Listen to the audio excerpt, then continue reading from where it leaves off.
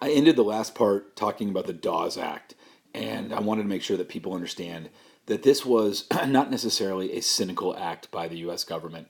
In many ways, there were reformers who wanted this for Native Americans, thinking that if they could just turn them more into white people and they could assimilate more and they could take on, white practices like farming and private ownership, then that would actually be best for their overall survival.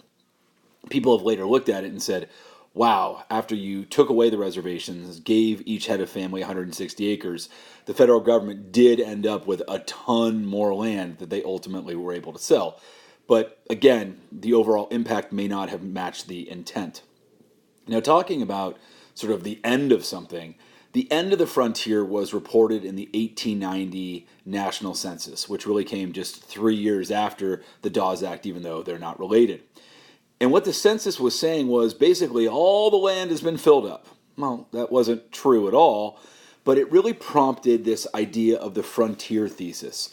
Frederick Jackson Turner was a young professor at the University of Wisconsin who argued that more than any other factor, more than slavery or anything else, the existence of this free land and the ability for people to always be moving west had explained American development. And for him, the experience of taming and settling the frontier had shaped the American character, and that it was a fundamental part of America. And he said, with the frontier gone, it really closes a chapter in American history.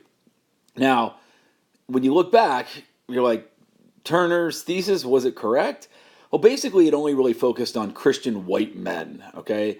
It didn't look at the role of women, didn't look at African Americans, totally ignored Native Americans as part of this frontier, didn't focus on Hispanics, who'd certainly been there as a result of Spain and Mexico owning the West, and then Asians, who certainly were moving in from the 1840s on. He also downplayed sort of all that had gone on with greed and exploitation in settling the West. And frankly, his prediction of this post-1890 frontier being closed was not correct. But at the end of the day, he did hit on something. He did hit on sort of this romanticized version of always being able to find more land and sort of being this rebirth. You could always go west and find yourself. We'll talk about that much more in class. So who was out west? Well, many people had gone out as a result of the Homestead Act, and again, many people had busted, quote unquote. They'd gone out there and they had found that it wasn't the life for them, and they'd become migrant workers, essentially moving around, to harvest different crops on different large commercial farms, much like, blacks and poor whites in the South. And many of these discontented farmers will ultimately be the basis for the People's Party, the populists, who will sweep through the poorer regions of the South and the West. And so that's going to take us into one of the Populist Party's major positions, which was around inflation. So let me give you a bit of a review on currency. So creditors, who are the people who loan money, they support something known as a sound money policy, or hard money, that limits the currency supply, usually limits it just to gold. Now, farmers, ranchers, miners, and others who want to borrow money, and have always borrowed money, going all the way back again to Daniel Shays, they claim that the sound money policy lowers prices for their crops and their herds and drives them deeper into debt. So farmers in the Midwest and the Great Plains and the South and miners in the West demand more paper money, again, that can be easily printed and get out there, and they also want silver. Now, again, they're going to call this free coinage of silver, which is not free at all. It essentially means that for every 1 ounce of gold, there'd be 16 ounces of silver. And it becomes a major campaign position that we're going to see for the populists and then the Democrats as well in 1896. Okay, so we got to look at, why are these farmers, in this case, in so much debt? And we know that farmers often are in debt. But corn prices have fallen by a third, cotton prices have fallen by 2/3, and as always, overproduction, and in this case also, international competition are to blame. So, namely, they've grown too much and prices have gone down. They also have competitors. Whenever you have competitors, your prices are going to go down. In addition, new farm machinery has produced, made it easy to produce a ton of grain. And again, this overproduction is going to drive the prices down. Now, that's not the only issue. So we know that overproduction and international competition drive prices down, which contributes to their being in debt. But farmers also become indebted to local bankers and merchants who, loan them money, and they say at way too high interest rates. And again, they're always borrowing. Farming is a borrowing-based industry because you got to, borrow to buy sod and fertilizer and tools and other supplies. In addition, as we know, farmers don't like tariffs, and they claim that the tariffs are way too high. But then they have sort of a bigger evil that they see. And in their mind, it's the railroads and the grain elevator operators. Now, we'll talk much more about what those are, but those are people that are going to store the grain, and they're going to move the grain from, where they are in the West, quote unquote, back to the East. And they say that the rates are obscenely high, way higher than, shorter routes even in the East Coast. So they say you favor the East Coast and you really screw us out here in the West. Okay? So one thing that we want to realize is that we're going to talk much more about labor unions next week. And that's, again, workers who come together to try to use strength in numbers. Farmers never really did the whole strength in numbers thing until something called the Grange movement started. So Oliver Kelly was actually out sort of trying to check on farms, and one thing he realized was these guys are just isolated by nature. If you put someone on 160 acres, again, they're not going to be close to their neighbors, and so they're really socially isolated. So Oliver Kelly starts something called the Grange. And originally, it starts out as a social outlet, just bringing people together, having educational programs for farmers. And soon it gets much, much bigger. It evolves so that they're actually banding together in cooperatives, sort of like the Groupon principle, that if you have more people together, you can actually get stuff cheaper. And it grows to almost 1 million people, about 850,000 people. So it's really, really, it catches on. Now, it goes from literally like singing songs together to educational programs to, economic buying together. And then they realize, what? We should get into the political game. So in Midwestern states, especially in Illinois, they try to pass Granger laws. And these are laws that are going to regulate the prices that railroads and grain elevator operators can charge. So basically saying, we're going to put a cap on how much we can be charged. Now, famously, the railroad companies challenged this. And in Munn versus Illinois, the Supreme Court ruled for the farmers. They said states had the right to regulate property that operates in the public interest. And they said it was in the public interest, in the farmers' interest, that they not get gouged. So you got to remember this. The farmers won with Munn. But unfortunately, 9 years later, in a similar case, the railroad said, wait a second, we can't have, these state governments regulating our prices because, in fact, trains go between states. That's interstate commerce.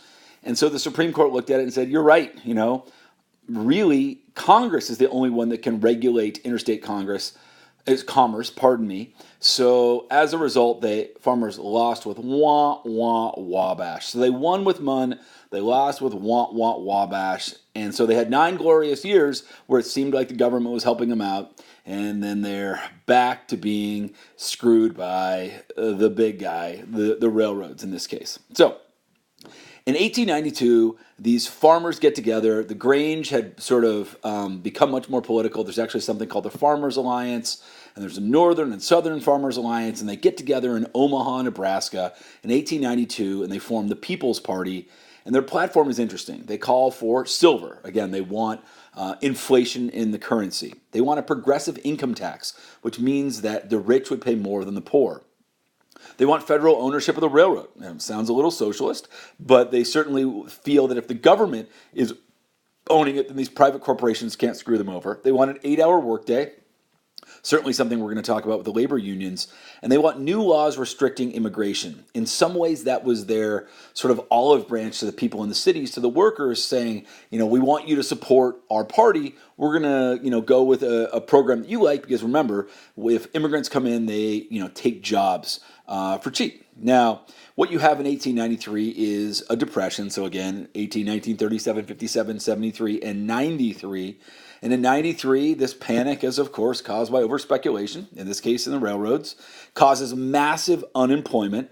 There's a guy named Jacob Coxey, who's actually a wealthy Ohioan, who says, you know what, the government should be providing unemployed with jobs. Sort of a demand that you're not really going to see. You don't see that often, but we're going to see it with the New Deal during the Great Depression. And he takes his merry band of followers, only about 400 people, and they march from Ohio to Washington, D.C. And when they get there, he's actually arrested for walking on the grass. Talk about anticlimactic. But it did scare the conservatives there. Sort of, again, this, mobocratic idea that the poor people are going to take over. So we've got this gold versus silver debate that is incredibly unsexy, I realize, but it really is the defining feature of the 1896 election. So what you're going to have is the Republican Party, whose candidate is William McKinley, says, we're about gold and gold only. We're not going to have, quote, bimetallism. We're not going to have silver. We're just going to have gold. Now, William Jennings Bryan, a Northwestern alum, is a young guy from Nebraska who, at the Democratic National Convention, really brings this idea of helping the poor, speaking for the little guy, the producing masses of the nation against the Eastern establishment. And he is going to fight for the idea of silver. And he gives a famous speech called the Cross of Gold speech, where he with religious imagery, he basically likens the denial of silver for the people to Jesus getting crucified on the cross. Wow. I mean, it was a powerful speech. He's a powerful speaker, and he gets the Democratic nomination. But that's a little awkward for the populists, since that was one of their main ideas. So they could either sort of say, no, that's our idea, or they could endorse him. Now, they chose to endorse him, so he basically was endorsed by the Democrats and the populists. So he basically ran as a demo pop. He effectively ran representing two parties, and interestingly, he ran with two different vice presidents. Now, it never got to be that awkward because he lost, okay? But he was an amazing campaigner. He traveled almost 20,000 miles by train, visiting 26 states, giving these impassioned, energetic, almost manic speeches about the need for silver. But he never, when he went to the South, talked about black rights. He pissed off a bunch of people in the North, particularly Catholics, because he was anti-alcohol. So he certainly had some limitations, even for those that might be willing to, support what he was talking about. Now, William McKinley did something called the Front Porch Campaign. He literally sat in Ohio and did nothing. He let people come to him. He let his campaign manager, Mark Hanna, who really is one of the first sort of modern campaign managers, speak for him. Hanna called William Jennings Bryan a popocrat, and instead of a demo pop. And he called him, a radical who's really a communist in disguise, who'd ruin the capitalist system and stir up a class war. And that was enough for the Eastern establishment to really turn against William Jennings Bryan. He got support in the West and the South, but he didn't get support in the East Coast. And in the end, he lost. Now, in many ways, this really showed that the Democratic Party was going to be much more around social reform, and the Republican Party was going to continue to be that party of business, which we're going to see continue into the 20th century, in many ways throughout the entirety of the 20th century.